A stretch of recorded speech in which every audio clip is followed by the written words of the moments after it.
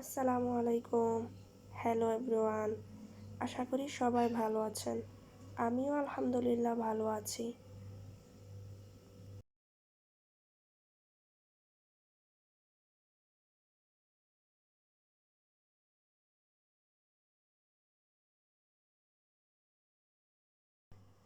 এই তো আজকে আমি কি টপিক পড়ব তা লিখে নিয়েছি। আজকে আমার ডে 3। তো আমি আজকে এগুলো ইনশাল্লাহ শেষ করব, এই টপিকগুলোই। আমার মতো যারা বেসিক থেকে শুরু করতে চাচ্ছেন, চাইলে আমি যেগুলা ফলো করছি, যে টপিকগুলা নিয়ে স্টাডি করছি, আপনারাও চাইলে এভাবে স্টাডি করতে পারেন। আমি একদম বেসিক থেকেই শুরু করছি। আজকে আমি আপনাদের মাঝে কিছু কৌশল শেয়ার করব, যে কৌশলগুলো অ্যাপ্লাই করলে আপনি সহজে পড়া মুখস্থ করতে পারবেন। কৌশল নাম্বার 1 হচ্ছে অ্যাক্টিভ রিকল। এটা হচ্ছে প্রথমে আমরা যে টপিক বা যেই লেসন্স যেগুলো আমরা মুখস্থ করব বা পড়ব, ওইগুলা চোখ বন্ধ করে একবার চিন্তা করতে হবে, আমি কি শিখলাম, কি পড়লাম। তখন হয় কি, এটা ব্রেনের জন্য একটা এক্সারসাইজ বলে। সেকেন্ড কৌশল হচ্ছে স্পেসড রেপিটেশন। এটা হলো একবার পরে ভুলে যাওয়াটাই স্বাভাবিক, তাই একই জিনিস কয়েকদিন পর পর অল্প করে যদি আমরা পড়ি, তাহলে এটা মাথায় অনেক দিন থাকে। কৌশল নাম্বার 3 হচ্ছে ভিজুয়ালাইজেশন। যেটা পড়েছি সেটা ছবির মতো ভাবা। যেমন ভূগোল পড়লে পাহাড় নদীর ছবি কল্পনা করতে পারি, এতে পড়া মনে থাকে অনেক দিন। কৌশল নাম্বার 4 হচ্ছে টেক আদার্স। যেটা শিখছি সেটা কাউকে শিখাবো, না থাকলে নিজের সাথেই বলবো। শেখানোর সময় মনের মধ্যে পরিষ্কার হয়।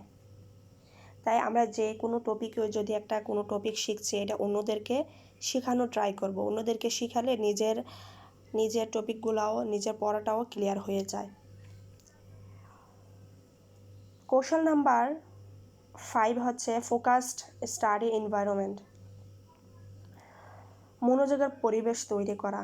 যখন আমরা স্টাডি করব, তখন কোনো কিছুর আওয়াজ বা নর্মালি আমাদের যে মোবাইলে যখন আমরা পড়াশোনা করব, সামনে যদি একটা মোবাইল থাকে, বিভিন্ন মেসেঞ্জার বা ফেসবুকের একটা আওয়াজ শুনলেই মনে হয় যে ফেসবুকে ঢুকি বা ফেসবুকে একটু চেক করে দেখি কে নোটিফিকেশন, কে হাই হ্যালো পাঠিয়েছে। তো আমরা এটা থেকে নিজেকে কন্ট্রোলে রাখতে হবে। কৌশল নাম্বার 6 হচ্ছে যে পড়াটাই পড়ব সেটা নোট আকারে লিখে রাখবো। যে কোনো আমরা পড়া যদি মুখস্থ করি, তারপর যদি আমরা খাতার মধ্যে লিখি বারবার লেখাটা, তাহলে অনেক দিন মনে থাকে। এই তো আমার 6টা কৌশল বলেছি। এই 6টা কৌশল যদি ভালোভাবে আয়ত্ত করা যায়, তাহলে সহজে পড়া মুখস্থ থাকে। আর আরেকটা যেটা আমি ম্যাক্সিমাম টাইমে করে থাকি, যেটা আমি অনেকটা ফল পেয়েছি, সেটা চাইলেও আপনারা করতে পারেন। আমি কি করি, যে একাধারে যদি 1 ঘন্টা স্টাডি করি, তখন তো 5 থেকে 10 মিনিট একটু গ্যাপ দিতে হয়। তো আমি কী করি, ওই টাইমে আমি অনেক সময় সেজদায় দিই। সেজদা দিলে তো অনেকই বেনিফিটস পাওয়া যায়। তার মধ্যে এটাও পাওয়া যায় যে পড়া মুখস্থ হওয়ার জন্য বেস্ট আমি মনে করি সেজদা। তাই ওই সময় আল্লাহর কাছে আমরা চাইতে পারি, আল্লাহ যেন আমাদের ব্রেনের ক্ষমতা বাড়িয়ে দেয়। তো আপনারা চাইলে এটাও ফলো করতে পারেন, আর ওইগুলো ফলো করতে পারেন।